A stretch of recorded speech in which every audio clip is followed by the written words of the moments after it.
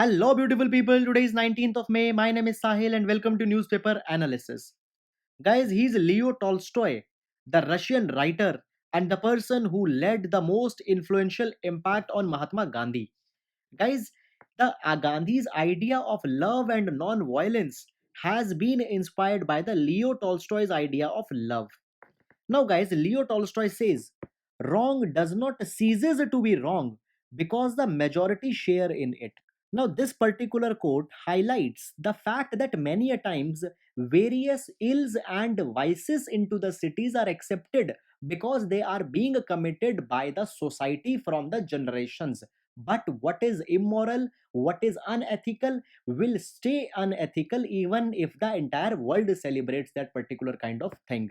So, guys, this particular quote shows that the morals and ethics are always absolute and doesn't depends on the acceptability by the society. Even if they are accepted or not, they will be right. So, guys, this particular quote can be used into the GS paper number 4, that is ethics and morality. And now let's begin with today's newspaper analysis. Friends, this is the page number 1, and the first news item that we will see here is about the new vaccine which was being developed by the UK for COVID-19.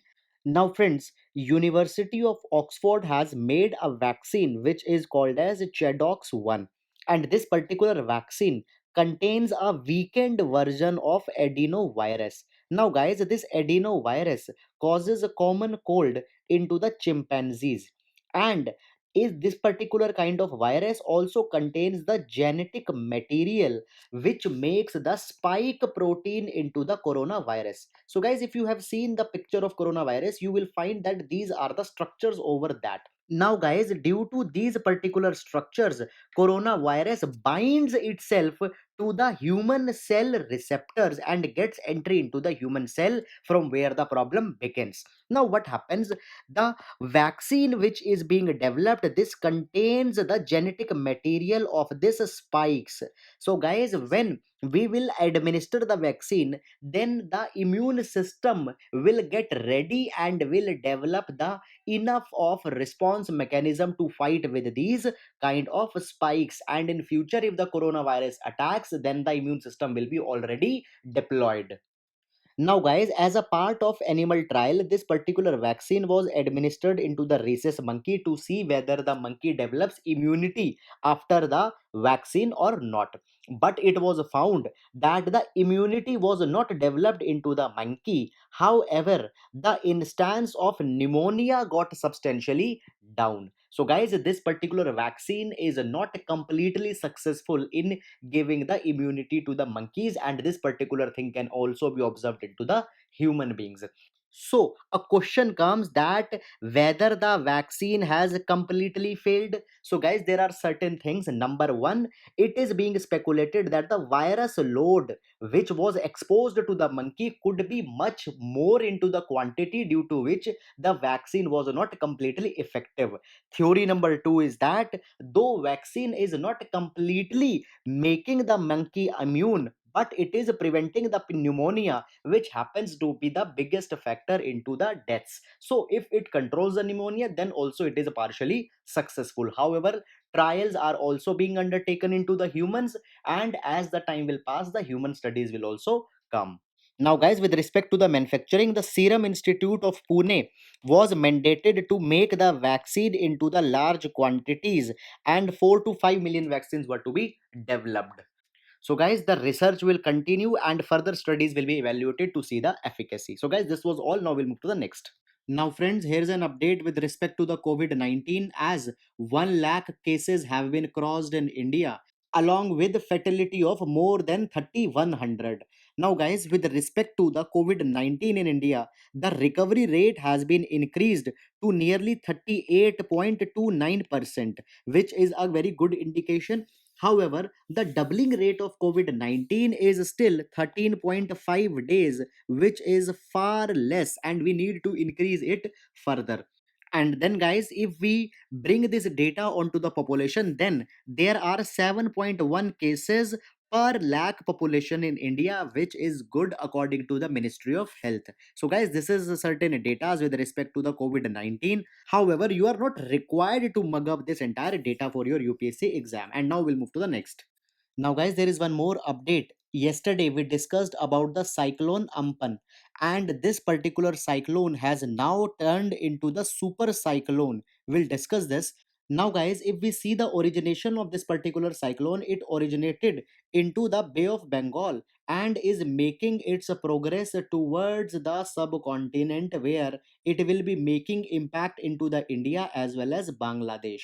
Now, guys, please remember two locations. One is a Sagar Island in West Bengal, and other is the Hatia Island in Bangladesh. So, guys, this will be the region which will be the severely impacted. And if we talk about India, then guys, along with the West Bengal, the Odisha will be the other state which will be the worst impacted. First of all, guys, there are tropical cyclone and extra tropical cyclone. These extra tropical cyclone are also called as a temperate cyclone because they are formed into the temperate region. Now, guys, Ampam is a tropical cyclone. However, now I will only be using the word cyclone for the sake of convenience. Now, guys, when we discuss about a cyclone, then you know that the cyclone is a wind system where there is intense low pressure into the middle. Now, guys, as a principle of geography, wind flows from the high pressure to the low pressure. So, guys, when there is intense low pressure, winds flow here into this low pressure, and the direction of the wind will be spiraled up. This will be in this way. Why? Because of the Coriolis force. These are the basic geography principles. And guys, when the wind will converge here, then the wind will rise, and when it will rise, it will bring severe thunderstorms, rains, and such type of weather conditions. Now, what are the conditions for the cyclone? There should be the large sea surface. It will be found into the Bay of Bengal. Temperature of water should be higher than 27 degree. It will also be there because summers have came. Then there should be Coriolis force. It is there into the tropical region. Then there should be the small vertical winds. So, guys, when this will rise, vertical winds will not be, should not be there. It is not there right now. And then a weak low pressure area, yes, it we got here. And there will be upper divergence. When this wind will go into the upper ridges, it will diverge on both the sides and will cause the turbulence into the near region. So all these conditions have been met into the Bay of Bengal, and the cyclone is proceeding. Now, guys, this particular Ampam cyclone has also been branded as a super cyclone. So, what do we understand by the super cyclone? Now, guys, according to the Indian Meteorological Department, the cyclone is categorized into the different categories onto the basis of wind speed. So, guys, if the wind speed is 31 to 50, it will simply be called as a depression. Then there will be the deep depression, and as you go above, then the highest category is the super cyclone, where the wind speed will be more than 220 kilometer per hour. Now, guys, just 2 days back, it was severe, then it was elevated to extremely severe, and now it has been elevated to the super severe. So, guys, all the conditions which I told you earlier, that subsurface temperature, low vertical winds will be there, and if the intensity of wind will be this much, then we will call it as a super cyclone. Now, in the cyclone Ampam, it is believed that the wind speeds will be 240 kilometer per hour, so it will be of a super cyclone category. Now, guys, earlier cyclone Phylline in 2013 and the super cyclone of 1999 have been very much destructionist with respect to the Odisha, and now, guys, again it will be causing the huge destruction. So, therefore, Odisha government has deployed the National Disaster Response Force and the Odisha Disaster Rapid Action Force in order to provide the relief measures into the region, and people are also being evacuated from the region which are highly susceptible to the damage. Moreover, guys, there is also National Crisis Management Committee, which is the highest committee of the central government with respect to the disaster management. And this particular committee is also reviewing the development with respect to the cyclone Ampan. Now, guys, with respect to this particular issue, there could be a question as what is a super cyclone, how cyclone are formed, and certain questions onto the Ampan cyclone particularly. So it is very important for your GS number 1. And now we'll move to the next news. Now, guys, here's a news item on page number 4 where the new technique or procedure, that is LISA procedure, has been mentioned for the lung treatment into the newborns. Now, friends, into the premature births, there is a problem of prematured lungs due to which the breathing problem occurs into the small children. So, therefore, they have to be given the artificial ventilation. Now, guys, the process of artificial ventilation is by inserting an endotracheal tube into the air pipe of a child. So, guys, here you can see that a tube has been inserted through the mouth, which will be supplying the oxygen to the lungs and will help into the breathing. And now, friends, as this intubation is going through the windpipe, in same windpipe the medications were also administered, which will cure the baby's lungs and will make them strong. But this particular method of administration has certain problems. So therefore, under the Lisa method, what has been done, a feeding tube is inserted through the region of nose, and through this feeding tube the drugs are administered. Now, guys, these drugs are also called as surfactants, because surfactants is a compound or a substance which reduces the surface tension of a liquid, so it makes more easy for a child to take that drug. So, guys, these drugs or surfactants are then administered through this feeding tube, and it has very less side effect. Now, guys, this particular Lisa procedure is showing much promises and is less invasive also, therefore will be good for the child. So, guys, this was all about this particular method. Please don't go much deeper than this, because then that will not be usable for our exam. And now we'll move to the next news. Now, guys, there is one more news item on page number 4 where the Saharia tribe has been mentioned. Now, guys, due to the lockdown, this particular tribe is facing the crisis of low wages, and the youth are also facing the problem in finding the matches because of the restricted movement. Now, guys, for our prelims exam, what we need to see is that this particular tribe, it is distributed into two states. One is Madhya Pradesh and other is Rajasthan. Most considerably they are into the Madhya Pradesh. Now, guys, these particular tribals have been given the status of a scheduled tribes. Moreover, apart from scheduled tribes, they have also been placed into the particularly vulnerable tribal group PVTG category. Now, guys, this PVTG category is a sub classification for the scheduled tribe and represents a group which is even more vulnerable among the STs. So, guys, they are a subgroup under the scheduled tribe. Now, guys, according to Ministry of Tribal Affairs, there are 75 tribal groups which are given the tag of PVTGs. And, guys, for them, Ministry of Tribal Affairs implements a special scheme which is called as Development of PVTGs. And under this particular scheme, they are ensured livelihood and other opportunities. Now, as Saharia are the PVTG, so Saharia are also eligible under Ministry of Tribal Affairs scheme of development of PVTG. Now, guys, there could be one more question as what are the conditions to become a PVTG? So these are the four conditions. First of all, a pre-agricultural level of technology they should use. Then a stagnant or declining population should be there. They should have extremely low literacy. And, guys, as we are talking about low literacy, there is also a problem into the Saharia tribes that the people often marry their children at very young age, because they consider that crossing a particular age will render their kids unsuitable for the marriage. So this particular thing shows that they have very low literacy. And, guys, the fourth is the subsistence level of economy, which means a very less developed economic activities. So friends, Saharia also qualify under all these four categories. Moreover, there are, I told you, 75 tribal groups which have been given the PVTG tag. So guys, please remember all these things with respect to your prelims, because many a times question has been asked. So this was all about this. Now we'll move to the next. Now, guys, we are into the editorial section, and the first editorial that we'll discuss talks about the challenges of electricity sector due to the recent government moves. Now, friends, first of all, little background. Guys, electricity is mentioned into the concurrent list into the entry number 38. So it means that both the state as well as center can make the law onto the electricity. However, guys, there is Electricity Act of 2003 which has been made by the Parliament of India, that is by the central government, and this particular act deals with the entire electricity sector in India.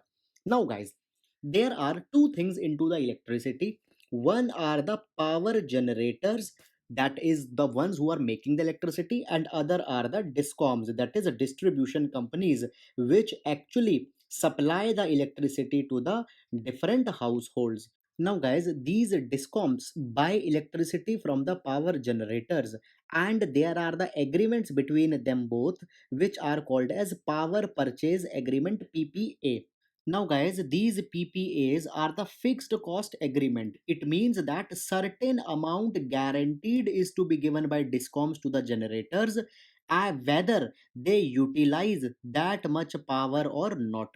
However, if additional power is required by the discoms, then these discoms will pay some additional fuel charges. So, guys, this particular agreement is simply like this: you are taking a tariff plan from your broadband provider. He says that give me 2000 rupees and I will give you 200 GB data. You use it or not, I don't care, I need 2000 rupees. However, if you use more than 200 GB, then you need to pay extra for the amount that you are using. So these kind of agreements are here. Now, guys, there is a problem into these PPAs. When these PPAs were signed, the discoms were over optimistic with respect to the energy demand into the country. And guys, there is a central energy authority which releases that what will be the demand of electricity. And in this particular respect, electric power survey is released. However, guys, there have been a problem that often the CEA and this electric power survey has overestimated the demand. For example, they say that demand will be the 100 gigawatt, but actually the demand rises only to 60 gigawatt. And now, guys, what happens on this particular estimate? The discoms will go into a PPA agreement with the generators, and now they are paying much more money because actual demand has been only the 60 gigawatt. Now, friends, due to this particular mismanagement, there is huge losses into these discoms. Then, guys, comes one more problem. Since 2010, government has mandated the thrust onto the renewable energy, and it has been said that whatever renewable energy by the solar as well as wind plants is being generated, all that has to be bought by the discom.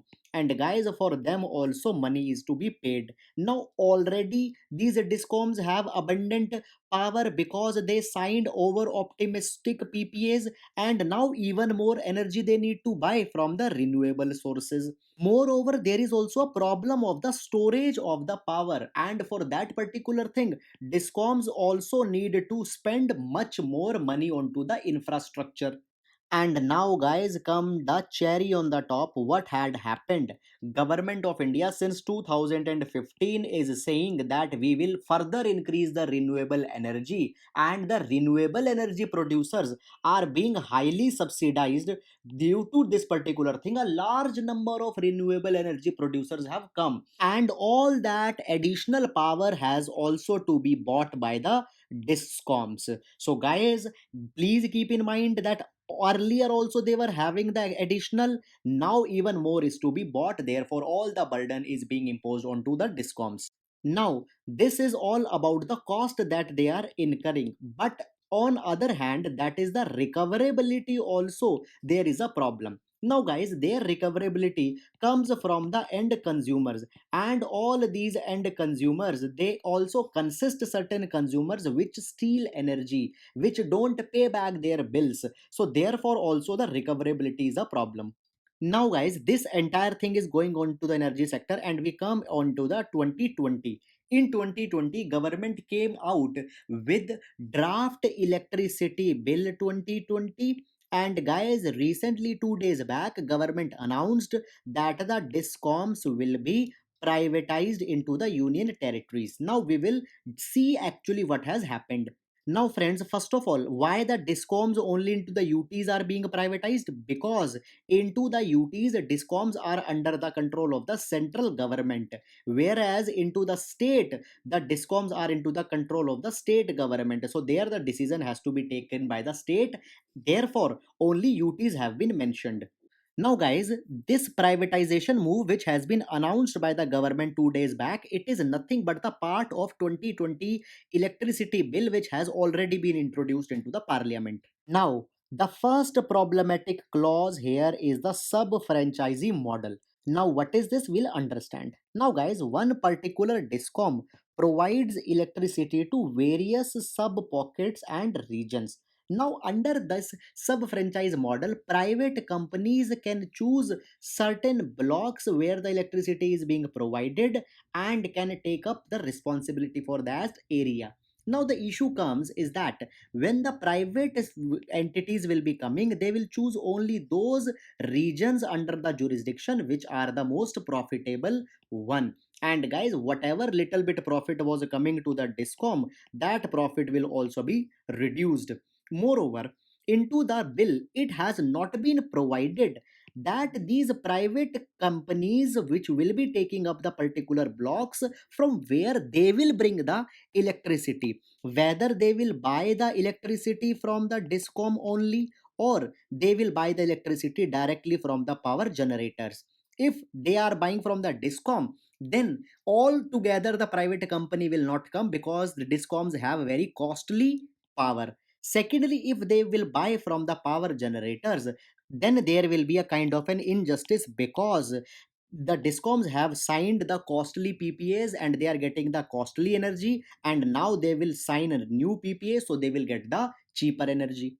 Now, secondly, again the more focus has been made onto the renewable energy, and guys, again renewable energy has to be procured by the discoms, which will again be bad for the idle energy charges which already has been paid by the discoms to the power generators. Already they have excess energy, now even more will be procured. Then the third problem comes is with respect to the subsidization. Now guys, earlier the electricity charges were fixed, and they were fixed at a lower level. So guys, whatever the gap was there, that gap was subsidized by the government, and government used to pay to the power electricity companies. But now government has said this thing that the discoms should collect whatever their charges are from the customer. Now guys, if the customer is located far into the villages, then for this particular customer large infrastructure is to be built, long electricity lines are to be laid. Therefore the electricity which will be given to this particular customer will be higher. So it means that the customer needs to pay the higher charges for the electricity. Now guys, the model behind this particular thing is that government is saying that please collect the money from here, even it is higher than, and at the end of the day what we will do, we will give subsidy into this customer's account via the direct benefit transfer. So the burden actually will not lie onto the customer. But the problem is that right now the subsidy is open ended. It means that everybody is getting the subsidized electricity, including the various industries, households, and others also. Then the problem is that those people will not get that subsidized electricity, and further the recoverability of the discoms will be impacted in all this thing. And guys, the next provision is that right now there are the state regulators for the electricity, but now those state regulators will be appointed by the Central Selection Committee. So it here center is getting more control over the state affairs. Secondly, guys, one new body will be established, that is a Centralized Electricity Contract Enforcement Authority. And this new body will also be selected by the Central Selection Committee. And this new body will take over the enforcement of various contractors between the discoms and the power generators. Now, guys, the thing is that this particular body has a influence over the central government, so therefore many a times a dispute settlement could be biased into the favor of the center. So guys, all these are the problems which have come. Now guys, we had discussed this thing from very scratch. I hope you have understood this issue. Now we'll move to the next. Now, guys, into this particular editorial, a new terminology, that is syndemic, has been mentioned, and what could be the precautions in this particular regard. Now, guys, before going into the editorial, first of all, there is outbreak. When a disease begins into a particular region, it is an outbreak. For example, Wuhan in China. Then there is epidemic. Guys, when the disease spreads over the large areas into a country, it is called as epidemic. Then there is a pandemic. When this particular disease reaches other countries also and becomes a problem into the major part of the world, then it is called as a pandemic. And guys, endemic is a disease which becomes localized into a region, and every year cases emerge for that particular disease, that it is called as endemic. For example, into the African nations, into the Asia, malaria and dengue has become endemic. It means that they are there in every year, just around the summers and into the rainy season it emerges, then it goes down, then again every year it emerges. So these are the terminologies. Now guys, as COVID-19 is progressing, WHO has said that COVID-19 may never go away. So guys, there could be a possibility that it will become endemic to the countries, that every year, just like dengue and malaria, it will come. But the problem is that if it becomes a syndemic. Now guys, a syndemic is a situation when two epidemic merges with each other and creates even more larger problem for the health. Guys, if we take an example, then in 1957, when Asian influenza became a pandemic, at that point of time, it was observed that people were dying not only because of the Asian influenza, but because it is combining with the other bacterial infections also. And due to the Asian influenza plus other bacterial infections, people are dying. And now, friends, the COVID 19 can become syndemic as it can merge with various kind of other diseases. For example, it can merge with malaria, HIV, dengue. Moreover, there are various bacterial infections with which also COVID 19 can merge.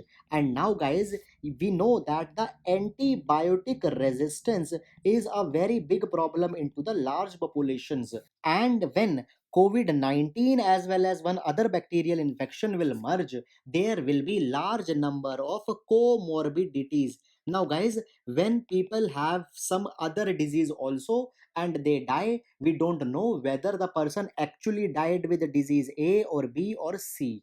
However, exactly we don't know with which COVID 19 will make a kind of a cocktail. So a thing comes that due to this particular threat, we need to be overactive, and various technological as well as innovative solutions are needed. Now guys, certain solutions in this line could be, first could be Kinsa thermometer. Now guys, this is an app regulated thermometer where on the basis of a person's age, on the basis of his symptoms, his other profile, it can constantly monitor whether a person is having a fever or not, and if yes, then what precautions should be taken by that particular person. So a customized solution could be given by the app based thermometer. Now guys, why we need it? simply because by using these kind of technologies well before into the time it could be known whether a person is having a covid-19 induced fever or some normal kind of fever, and if it is covid-19 then the early precautions could be taken so that it doesn't becomes a syndemic and doesn't makes a cocktail with some other disease. After that, such strategy could be using pulse oximeter. Now guys, it has been observed that during covid-19 the oxygen levels into the brain drops, and this thing is not detected for a long time, and later it causes the complications such as hypoxia. So guys, by this pulse oximeter the level of oxygen into the brain are monitored constantly, and if there is a drop into the brain oxygen then this particular thing could be notified. So guys, these are certain things, and apart from them also there are various technologies which could be utilized. Now it is needed to be understood that these technologies are not substitute to the rapid rt-pcr testing which is needed to be taken, rather they are complementary along with the rapid testing, because combinedly they will provide a better response.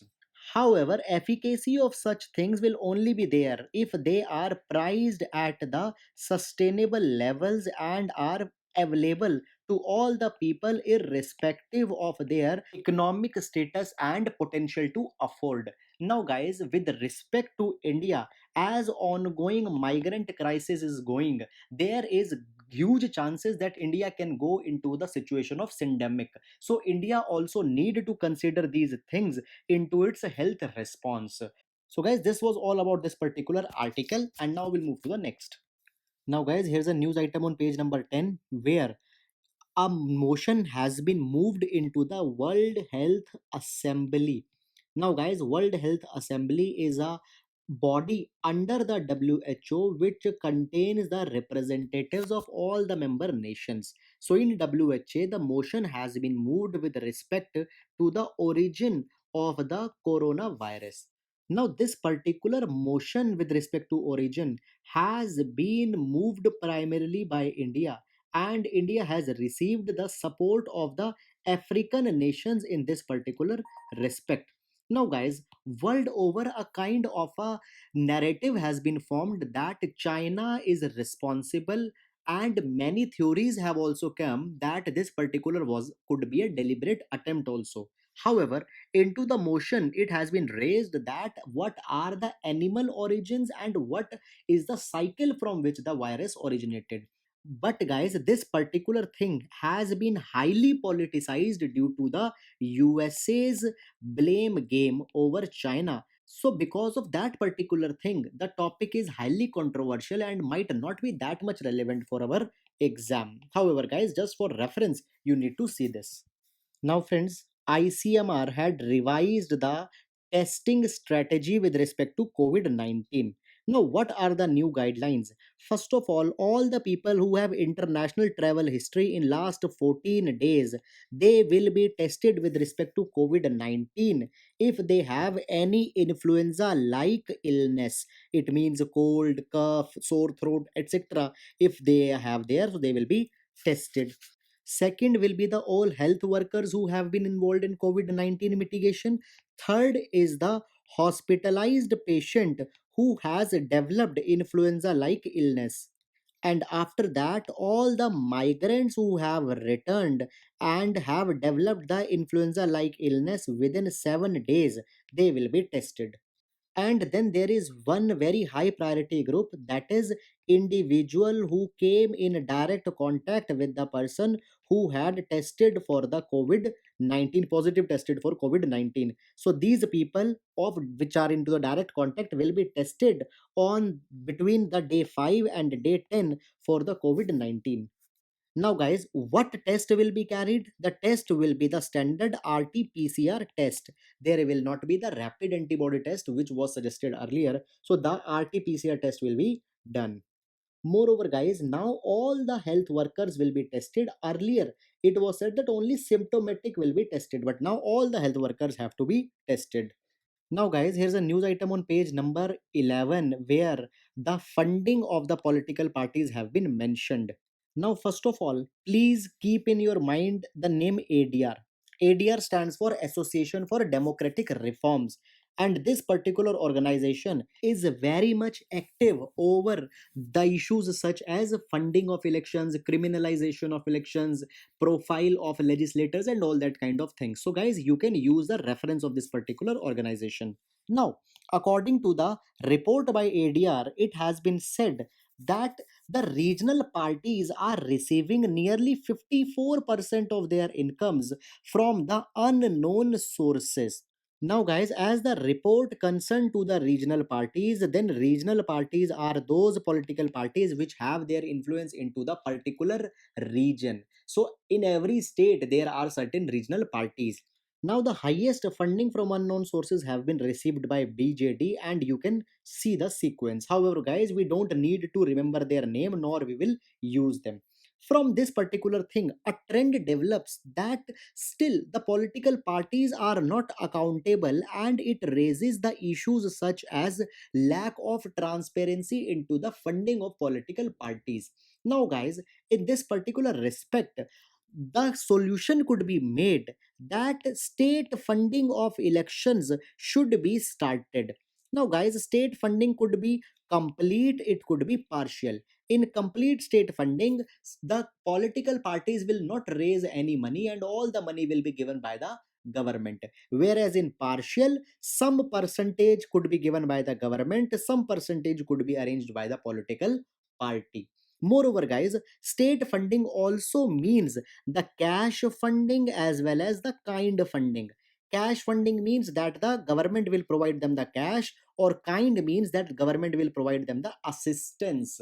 For example, they will be given the other resources, transportation, broadcasting, publicity, all these kind of things. Now, guys, with respect to status of state funding in India, we give kind funding to a limited extent. For example, political parties, they get a pre-allotted time over the national broadcaster and such other things are there.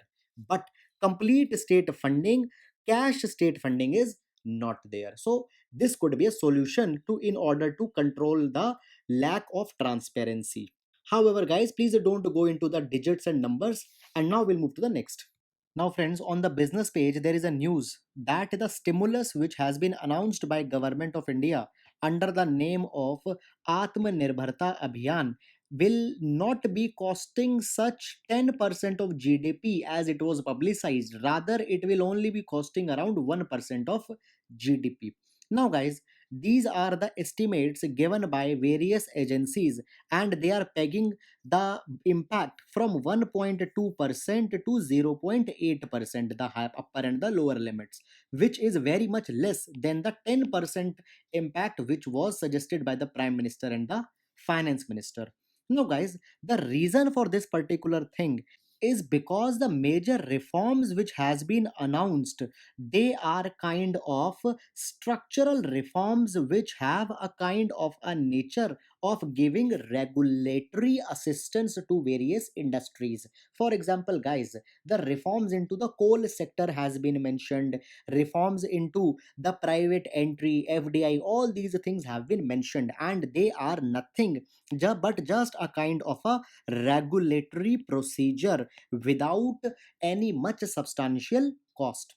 Moreover, guys, the nature of the reform have also been criticized, and it has been said that government has provided the space to the MSMEs, guarantees to NBFCs and various other sections which are good for the long term but not good for the immediate term. Moreover, guys, much has not been done for the migrant sector also, due to which the impact into the immediate time will be very much limited. However, guys, please don't go too much into the criticizing angle of this particular thing, because that way it will not be serving the purpose. So this is just a quick snapshot, and now we'll move to the next. Now, guys, here's one more news on the page number one, where the micro lenders such as microfinancial institutions have asked the government that a separate fund should be created. For what purpose?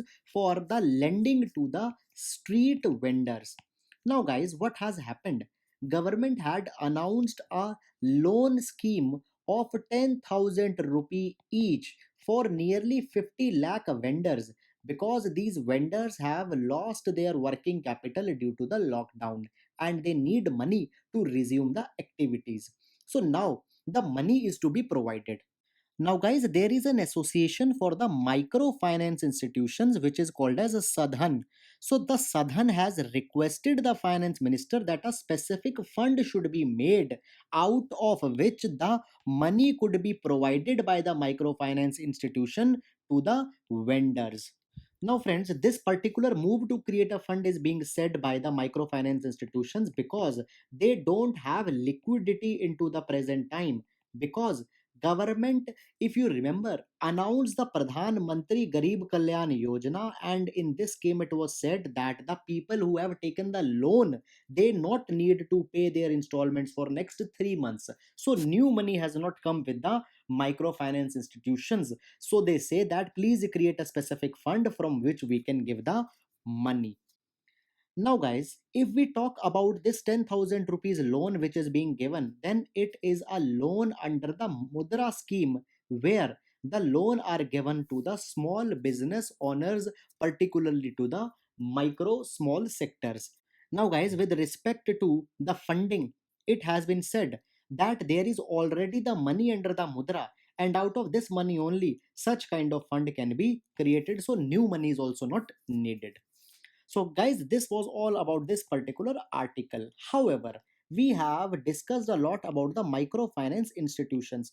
Now, what are microfinance institutions? Guys, these are the non banking financial corporations. It means that they are not the complete banks.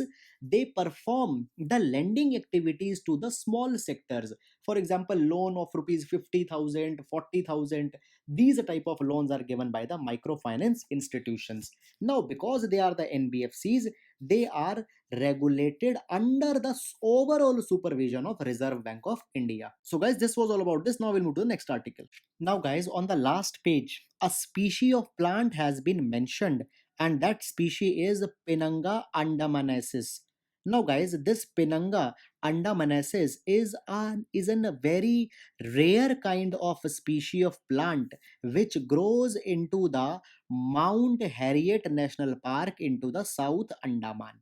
Guys, please remember this location, important for your exam. Now, guys, the problem is that this entire species is growing only one into one pocket, and if some calamity or disaster comes here, then the entire species will be wiped out. So, there is a need that the species should be planted into some other place. So, guys, now it has been planted at the Kerala, which will be the second home of the species. In this particular direction, Jawaharlal Nehru Tropical Botanic Garden and Research Institute had provided the technical assistance. Now, guys, it is not the first time that such species has been introduced here, or earlier also it was introduced into the Kerala, but the species was eaten by the elephants. So now again a renewed attempt is being made. Now, guys, the status of this particular species is critically endangered. And please remember this thing, that it is also the least known among the endemic palms of the Andaman Island. Now, guys, much of a history about this plant is given. That much is not important for UPSC exam, so please don't look here. Now, guys, this is all about today's newspaper discussion. I hope you are liking it. Thank you so much.